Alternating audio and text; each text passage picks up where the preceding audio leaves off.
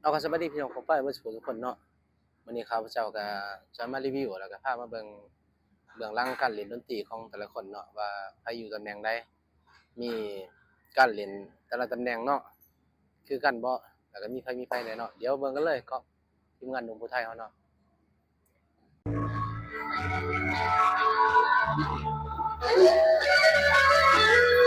คนแรกก็คือแจ็คกี้มือเบสคนรอเนาะคนที่สองคือมือกีตาร์คนรอจันนุกกีตาร์เขียวเนาะนี่คือเบาเสน่ห์เมืองลาวเนาะก็ปีหลายโต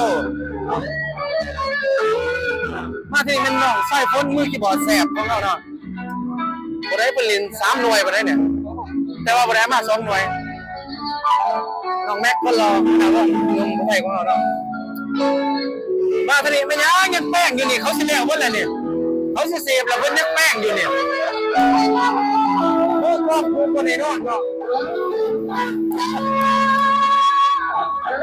กันแม็กมือกอง2เดือนแล้วก็น้องไส้ข้าวมันเนาะแล้วก็ยังมีคนหนึ่งเนาะมือกองจะมา3คนเนาะ